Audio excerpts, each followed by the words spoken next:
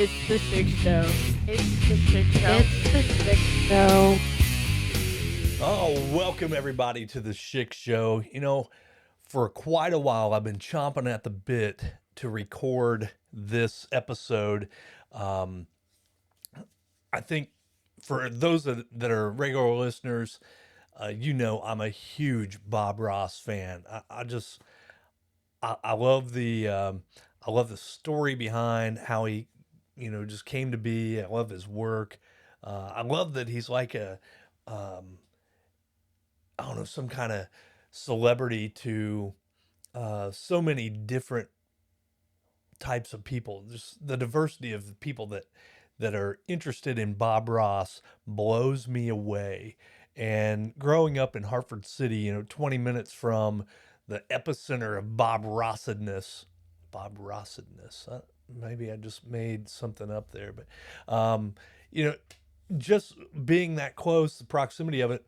My mom was a giant fan. She absolutely adored him, watched him, started painting because of him. Not like in the essence of she started doing art and stuff like that because of him. I mean, she was doing art and ceramics and many other types of creative things. She was a very creative person. She painted like uh, she was really into Native American culture, and we had many different Native American like um, statues, heads, cigar store Indian type looking things, a lot of different things around the house, and she was very talented. When Bob Ross show came on, she started going to the canvas, painting on canvas, and trying her hand at that, just following along with him. And how interestingly enough, I never did. I've yet to attempt any kind of Bob Ross painting. I haven't taken a class, nothing. It's kind of weird. Put a class on down in Madison. We had about 30 people there, but I didn't participate in the class. I don't know why. I mean, part of it was because Dan and I were organizing it. Me and um, Eric Fagan organized that thing. Dan and I were helping run it, and Eric was as well, trying to make sure we had power. Anyway, but I'm a huge Bob Ross guy, so I have a decent little Bob Ross, collectibles collection, painting, and some other things. But I follow along, But he was someone that I've been following since my childhood, and I just remember how my mom and grandma loved to watch him paint. And both of them, they were aspiring artists, and they would paint as they listened along. And he made it so simple to do. Most of the times they weren't painting the same things as he did. It didn't look anything like what he did, but they painted and they listened, they painted along. But my parents actually met Bob Ross. We have a picture of my grandma meeting Bob Ross. And, this was taken at a time when you didn't have a cell phone. So you weren't able to really see the picture you were taking. So Bob Ross's head is kind of cut off as my grandma and one of her sisters is meeting him. And I've got that on my wall in here. Living in Hartford City, being so close, I almost looking back on it now, I'm almost like, why didn't we take advantage of that? And had I been, he been what he was then now, what he was then now, that I think that makes sense. I certainly would be over there trying to find out, um, where he lived, which I've heard about where he lived, and some people that I've met along the way from Muncie that lived down the street from him. And so, there's some cool stuff. There's some cool stories around the area about, him being in town and doing different things. So, just some cool little stuff. But, I just thought he was like a local hero type figure, which he certainly was. He was on PBS, not NBC. But he put on a bunch of clinics around the Muncie area and just teaching people to paint. He had an absolute passion for it. You could see it. And he found a way to do something that he absolutely loved. And it made him a great living. And I think it provided him a great life. He got to see the world with it. And A little bit about Bob. Many of you know he was in the Navy. Was he in the Navy? Now I'm having a Geritol moment here. Um, but he was in the service and did a lot of painting up in Alaska on mining pans and some different artifact type stuff up in the Alaska area. And some of that stuff is starting to show up on eBay. People are getting rid of it. Heck, I saw an autograph from Bob Ross. It was him paying his Muncie water bill that went for like $2,500 on eBay for Bob Ross signed canceled check from his water bill in Muncie. What the heck, people? I mean, admittedly, if I had $2,500 of expendable money, I probably would have purchased this canceled check and it would be hanging on my wall with the rest of my stuff. But I digress. I thought it was interesting. My grandma, my grandma Fox, I'm pretty sure she had a crush on him. She was crushing on him for sure. And she was quite the flirt, according to my mom. My grandma Fox, she would flirt in the grocery store, out in restaurants. And, they love Bob Ross, which in turn, I fell in love with him too. But this picture of my grandma flirting with Bob Ross, it's pretty evident. She's not just, smiling happy. She's putting the full flirt on. It was really interesting. She was probably in her, I don't know, maybe mid 70s at the time. And she's got the look, guys. Oh, yeah. She's checking out Bob Ross. She's got the charm turned on. And, she is getting an autograph from him.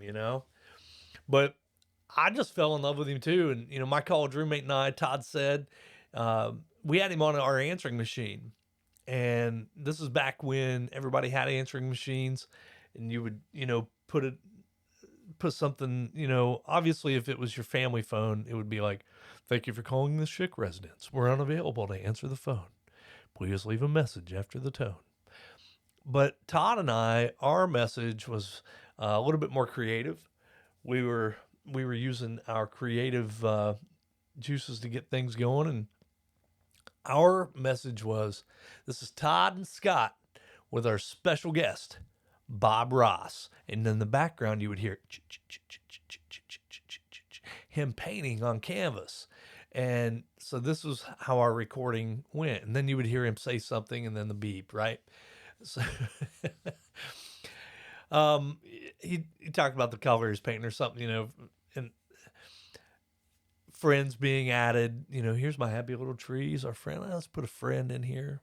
Yeah, right here, right there. Oh, that bush there, he needs a friend. It's just the best time ever. Like, a lot of people are using Bob Ross for ASMR. I had some kids in my office one time that had gotten in trouble. We were down in Madison, and these boys were just upset. I think maybe they had gotten into a little bit of tussle with one another, not a fight, but just some horseplay gone wrong. And as they're sitting in there cooling off, I just turned on Bob Ross, turned my screen around, and it was really interesting how quickly they rolled up to the monitor so they could watch Bob Ross paint. And it just calmed them down. They went into a whole different planet. They didn't even know. I don't think they realized what was happening.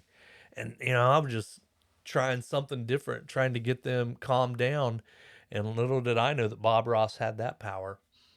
That guy, man, he's much more amazing than we all thought. So interestingly enough, while down in Madison, we did hold the Bob Ross experience. It went along with an art show that Eric Fagan and I also helped produce and put together. But this art show we did, it was a way to share the Bob Ross painting that I acquired from my parents. It was a way to kind of give it some exposure. It was a way for other people to have an opportunity to put their work on with a Bob Ross painting and share that with, the community down there. And it turned out fantastic. It was absolutely just an awesome opportunity. So I took the painting to a framer down in Madison, and he had never had an opportunity to do work on a Bob Ross. But he put he put the frame on my Bob Ross painting, and it absolutely changed the whole dynamic of the painting.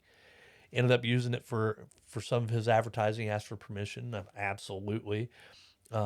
He shared that, through multiple streams of his advertising, and I left it down in the store for a few weeks just for people to come by and check it out. And while it was in there, people were making offers on it, trying to buy it.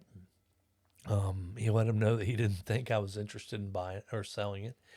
And I took the painting to school to share it with the students at the junior high. It was almost like a show and tell kind of thing. Had a couple different students down there that were really into Bob Ross. One boy was definitely into it, and took it in there to share that with him. And like he helped me pull it out of the box that it was in, and I let him hold on to it. And it was just neat to share. It's a lot of fun to talk about. It's a really neat piece.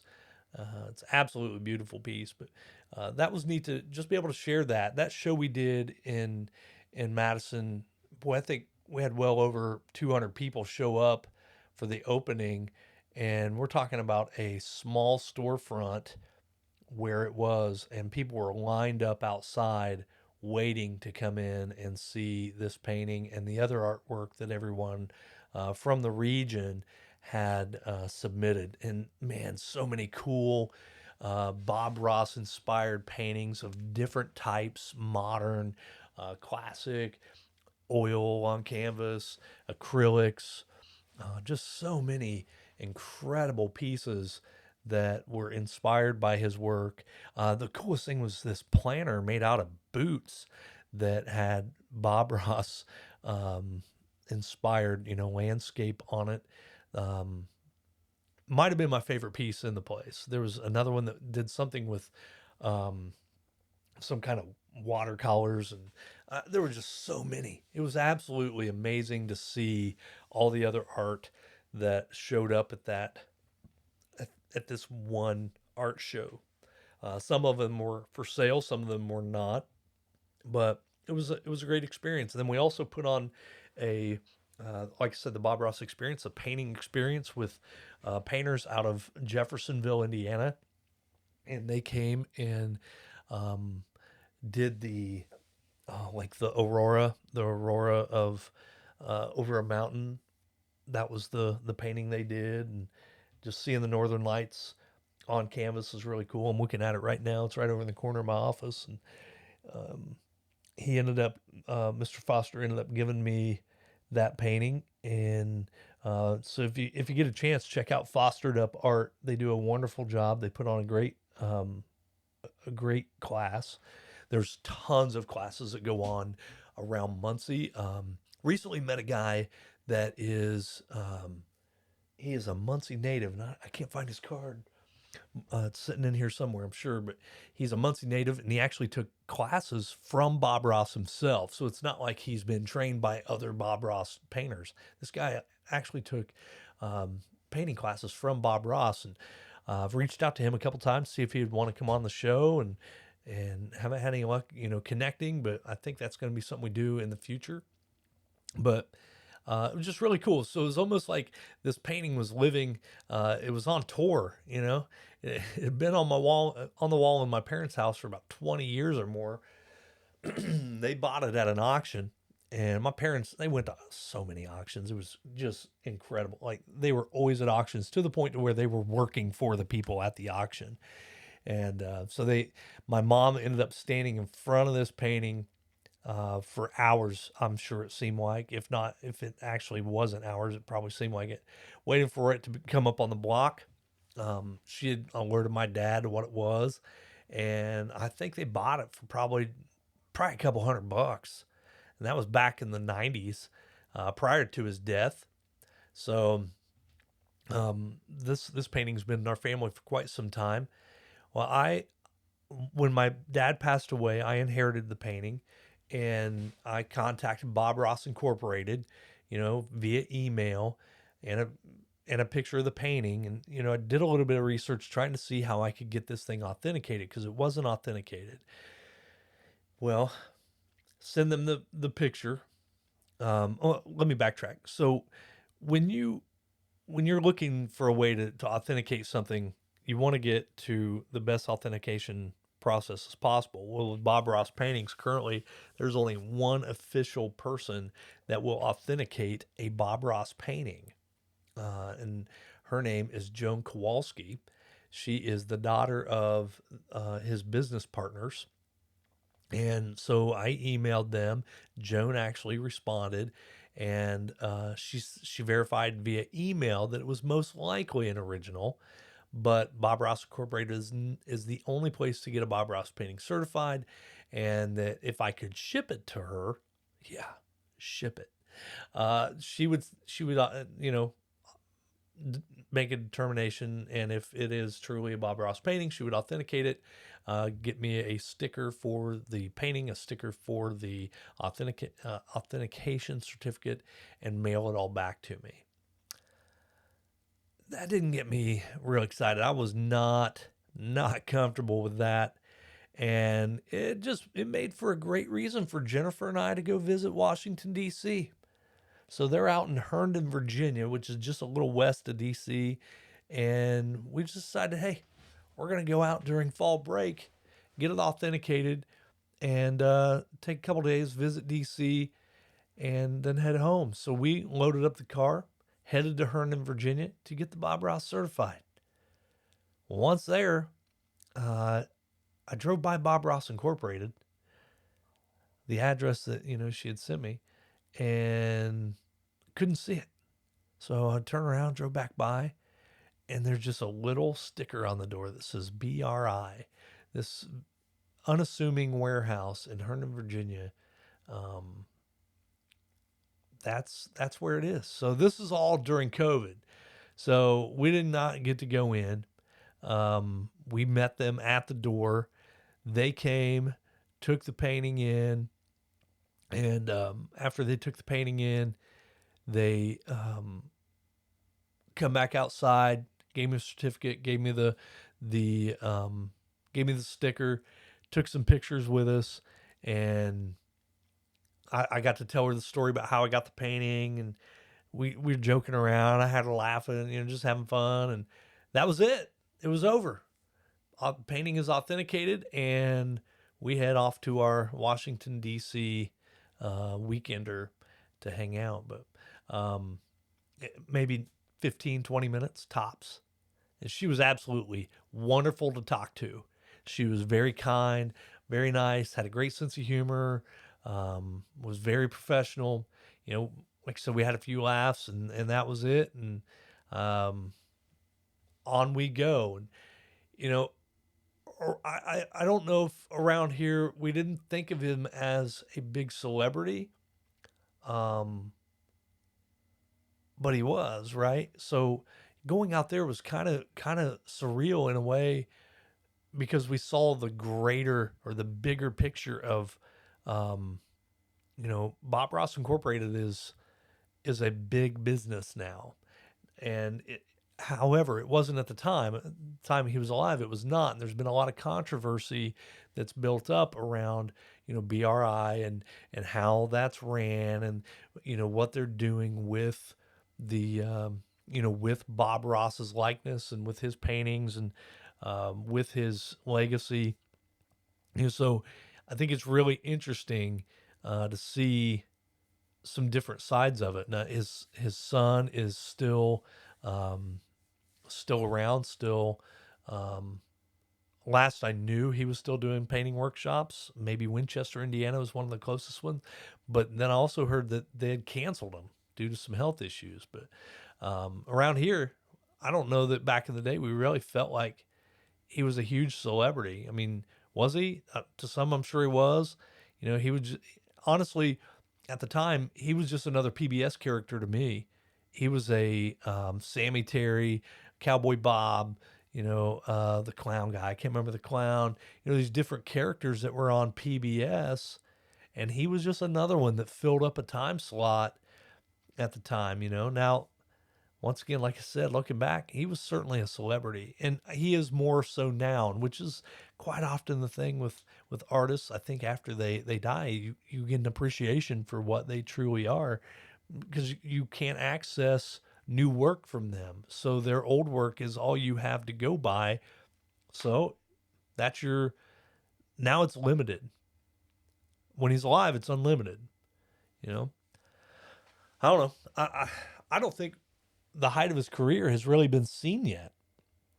I think there's a lot more. I think there's a lot more room to grow Bob Ross's likeness and his work. The docuseries that's on Netflix, it was interesting for sure.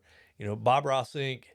is an easy target when they will not participate in a documentary, and I felt like there were some liberties taken with that through the documentary after meeting Kowalski's daughter Joan. Going to the warehouse in Virginia, taking the Bob Ross painting there to get certified. She was a super nice lady, and took a picture with us on our merry way. But I've attempted to participate with the Steve Ross Dana Jester Facebook group, and I've gotten the opposite treatment. I've been treated like they're not interested that I have a Bob Ross painting. They're not interested in, participating in what we were trying to do down in Madison, trying to share the joy of painting with others. That's just the experience I had. Not saying everybody has that experience. I was on the Facebook page for a while, the Steve Ross Dana Jester Facebook page for some time, and it seemed like people that were going to their workshops were having a great time. But unfortunately, I was not greeted in the same way. And I don't know if it's because I said, hey, I have a, Bob Ross certified painting or something, that, they went, oh, this guy is, but whatever it was, I don't know, but I did not feel welcomed with open arms when I attempted to reach out to them to set up an art class of some sort, to have them come and share their story. So, as that docuseries was able to kind of slam Bob Ross Incorporated because they didn't participate, here I am, maybe I have the same feeling toward Steve and Dana, that because they didn't seem interested in connecting with me, didn't seem interested in even seeing if there was a way to do it, that I have a little bit of, I won't say ill will. I'll never have ill will, but just kind of like, man, they were kind of jerks about it. So maybe that's the same thing the people doing the docuseries with the Bob Ross Inc. felt when Bob Ross Inc. didn't want to participate with them. So, I wanted to host this painting class at Madison Junior High, and they just flat out refused to talk about it. So I connected with Fostered Up Art in New Albany, Paul Foster, who is a Bob Ross certified instructor. Eric and I started making arrangements to put this class on. We had like 30 people show up. 8 or so of them were kids we were able to get free classes from the school system. And they were, man, the Fosters were easy to work with. We had a great class. We shared Bob Ross stories, our love for his work. Paul Foster and his group shared the joy of painting with 30 plus people that day. And many of them, like I said, were students, and even more Bob Ross fans were conquered, and they were overjoyed. More Bob Ross fans were born. Only one person in the class became frustrated to the point she didn't return after her break. I couldn't believe it. Like, she was just struggling, but we were still having fun and trying to make things happen. And, Paul Foster and his team, they tried to help her out. But I think she was just so frustrated and embarrassed she didn't even come back. But, hey, listen, I'm not privy to all of the Bob Ross business into things. But one thing I think is very clear to me: Bob Ross loved to paint, and he wanted to share that with the world. He wanted others to be able to just enjoy their artistic talents, and whether that is at the level of, um, where he was, or whether it was, at the level that some of the others were. Just enjoy that process. Enjoy being in it. You know. So, I guess maybe my main point here is, um, or what I'm wondering through that whole process of putting that on, and the connection with going out to BRI, and then trying to connect with um, Bob Ross's son and Dana Jester. Did the Kowalskis overstep? Who knows? The documentary series sure seems to suggest that. They don't come right out and say it. There's no proof. Zero. Nada. Zip. But like I said, it's easy to make them the bad guy because, well, they're operating a multi-million-dollar Bob Ross empire. They refuse to participate in the documentary, and I can certainly see how that rolls. Here I am telling a story, and telling a story about how, Steve Jester, or Steve Ross, and Dana Jester just didn't want to, just flat out said, no, we're not interested in working with you. I felt like I was a little bit slighted. Sure. Maybe that's how they felt with this. And in doing so, painted them in a bad light. Shortly before his death, I want to mention this. Bob amended his estate plan to transfer all of his intellectual property rights to his son Steve and half brother Jimmy Cox. Steve claimed that they never knew his father made such a move. In fact, it would be more than 20 years after his father's death before Steve claims he found out about the clause in his father's trust. So, he was estimated to be worth about 1.3 at the time. Of that, half was said to be his 1/3 stake in Bob Ross Incorporated, which the Kowalskis now were legally in control of. They had a contract. There were 3 people involved: husband, wife, and Bob. And was that bad business early on for Bob himself? I don't know. I mean, when we partner up with people we like, know, and trust, you think there's going to be, at the end of the day, everything's going to work out great. Well, listen, if I'm partnering up with someone, if I'm a 1/3 partner, and at the end of it, and it's and that third is my talent, someone else is doing all the other work to promote it, I'm going to bank on my talents to earn me 1/3 of that stake. Not all of it. So if someone else put that time in to build the business, someone else put that time in to promote it, to push it, to keep it out there, and to create a great life for me, at the end of it, I don't expect all of that business to still be mine. I expect it to go as it has. Court documents show, he had transferred all his property rights to BRI during his lifetime via oral contracts. Well, therefore, the amendment to Bob Ross trust was irrelevant, since Bob had already given all the rights of his intellectual property to Bob Ross Incorporated. All that belonged to them. There were oral contracts in place. Well, who can verify that? One of the people that can verify that is no longer with us. And then the other 2 people that were able to verify it, they had everything at stake. Their livelihood was at stake. So, man. So Steve ends up suing Bob Ross Incorporated. I would too.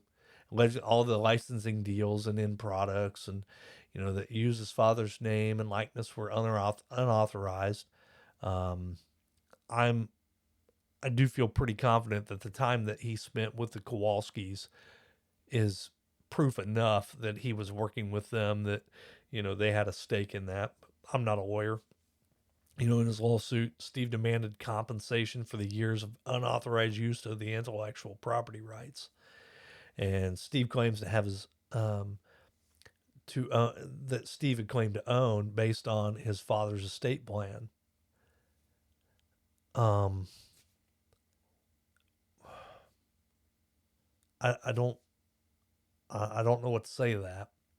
But Joan Kowalski, the lady I met, she's on record stating that in Vanity Fair, um, in that magazine, the way the company was structured from the beginning, um, there were 4 partners equal with 25% ownership.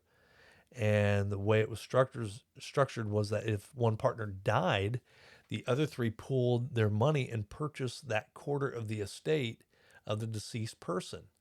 That happened with Jane. It also happened when Bob died.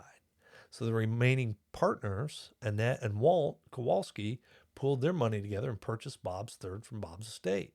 So the estate was paid the value of a third of the company at that time.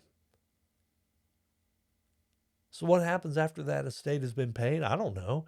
That goes into his estate, and those funds are, spread out to his heirs who have a right to it. And, that's shared by his family in whatever way. Well, it seems like the brother, Jimmy, and his son were the beneficiaries of that. So Bob's half brother, Jimmy, and his son, Steve, were the beneficiaries of that, and his third wife, Linda. So your parents bought them out, but there was also the parents bought them out, and there was a lawsuit and settlement to resolve all of that back in the 90s. So done. Why is the documentary painting Bob Ross Incorporated in a bad light when this has all been handled in court? And not the part about purchasing the third, which went off smoothly, but then there were some things aside from that, the personal wealth, did that lead to conflict? Well, it seems that it did. It's very common. There were assets in Bob's house that he had produced. There were other items, who do those belong to? If they were personal effects, then they belong to his family. Now, the Netflix documentary suggests that Jimmy Cox, Bob's half brother, who was caretaker of his estate, he was fearful of commenting about everything or anything related to Bob due to fear of being sued by Bob Ross Incorporated. Well, Vanity Fair received an email from him which reads, "My conversation," I'm quoting now, "my conversation with Joan Kowalski, I was never afraid of being sued by Bob Ross Incorporated, Bob Ross's company.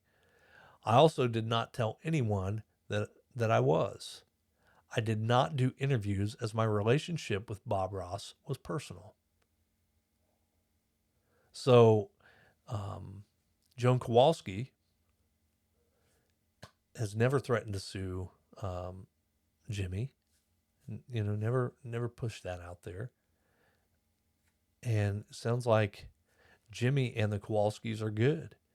Sadly, for Steve, the court did not agree with his claim, but he did retain the right to use the Bob Ross name for his business, which makes sense. Steve Ross and Dana Jester host classes in Winchester and in Tennessee and in Michigan, and there may be other places as well.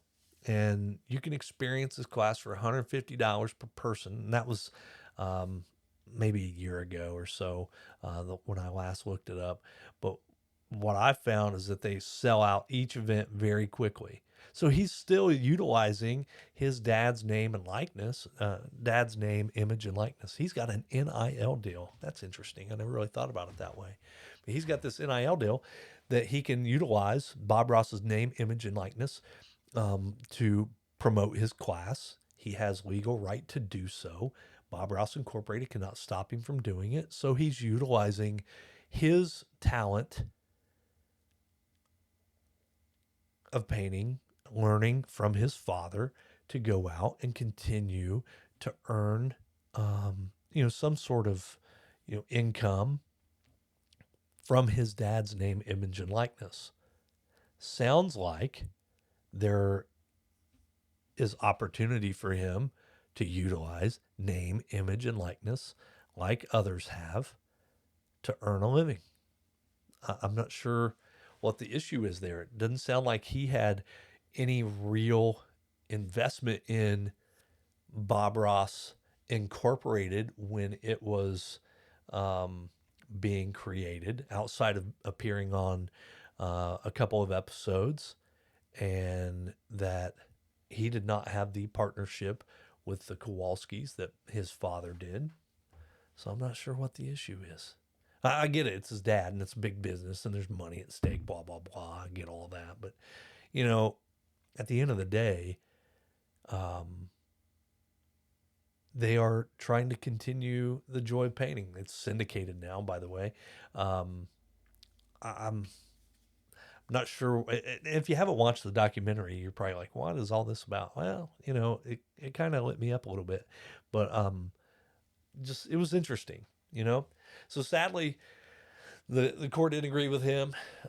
He does have the rights to utilize it. He does do that. At least he was up until about a year ago. I'm not real familiar with it any longer, as I stopped following the page and kind of dropped away from trying to contact Steve and Dana and build a relationship there of some sort.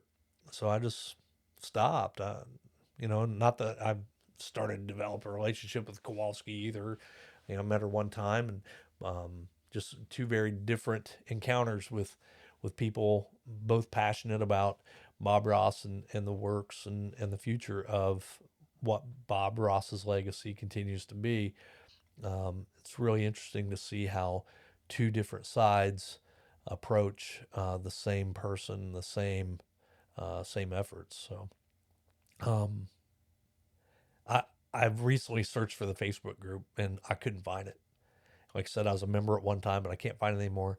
I did find Dana Jester, who worked alongside Bob Ross at one time and co-hosted many events with Steve in the past years. But as recently as February, um, a post had asked followers asking for an update on Steve's health. Nothing I could find gave an update, but I hope he's doing well, and I hope that his life is fruitful and finds joy, not just in painting, but in everything. But um, you know, according to Joan Kowalski's statement to Vanity Fair, that Steve was good.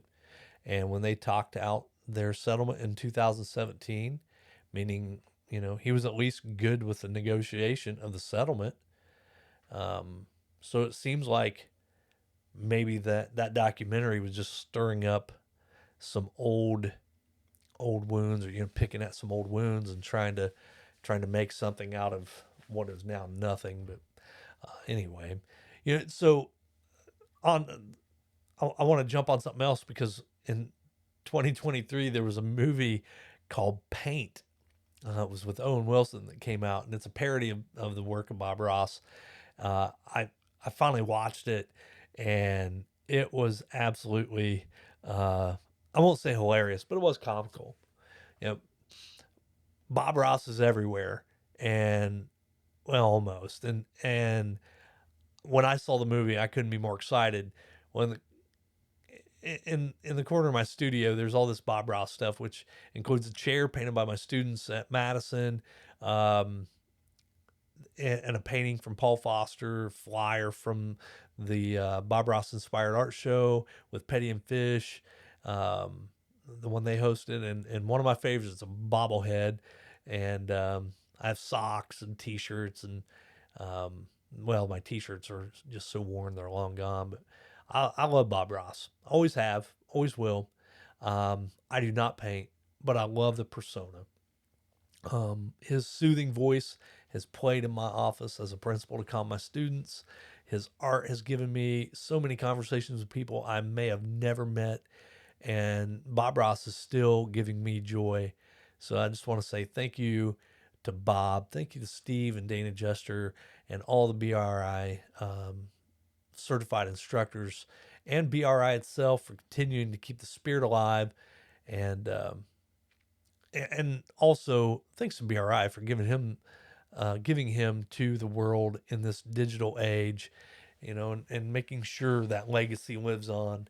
For those of you that aren't big Bob Ross people, just go watch. If you've never watched Bob Ross, go to YouTube and just type in Bob Ross and watch a clip, and hopefully that will kind of inspire you to get more interested in his work, more interested in art, and man, I just think there's so much to give. I just want to say, recently there was a Bob Ross painting. It was episode one, the episode one painting. It was on eBay on auction. I'm gonna look and see if it's still on there, but it was on eBay. It was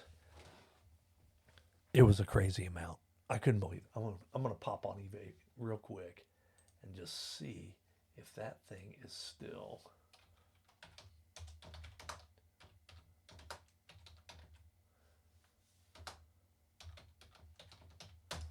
Let's see if it's still on there. So here I'm just clicking on this right now, and you'll pop up all kinds of things, but it'll say Bob Ross style. A lot of them will say Bob Ross style. Here's one that is a Bob Ross original painting, gold pan sign, certified, authentic, rare, certificate of authenticity for $69,000. There are 251 people watching it. Here is another one that is oil on velvet inside of a gold pan. Velvet painting must have been a thing back in the day. It's 12,450. Here's one. Check this. Original Bob Ross style oil painting, and someone has it for like 10.5. It's Bob Ross style, people. Wake up. Here's another original painting for $20,000 that is certified, and I do not see the one that was listed. But there are a couple different places that are that carry Bob Ross works. One of them is a place out of Minneapolis.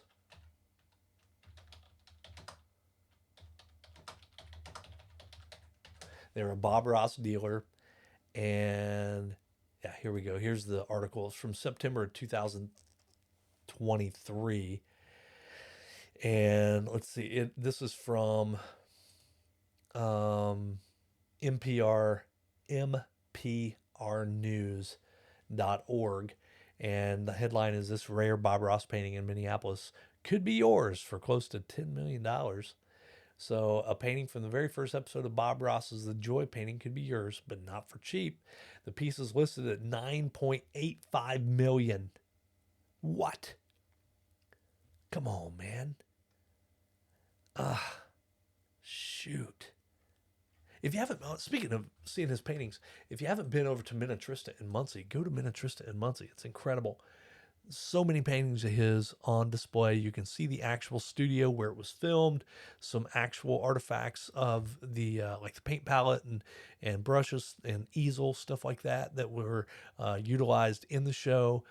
Then there's paintings galore. It's an old ball mansion, but the whole mansion is filled with Bob Ross art.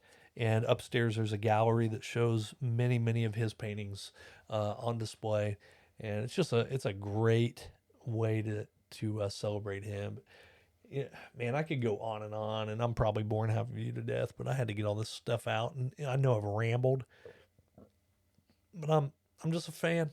I'm a fan. Some people talk about their favorite football player, baseball player, basketball player, whatever, favorite swimmer, golfer. I like Bob Ross. I can't help myself, man. I think the guy's cool. I think there's tons of stuff out there to share about him, and maybe this will get you excited. Maybe I can get someone on here that knew Bob Ross. That's what I'm hoping to do. I'd love to get someone on here. Steve Ross, here's your invite.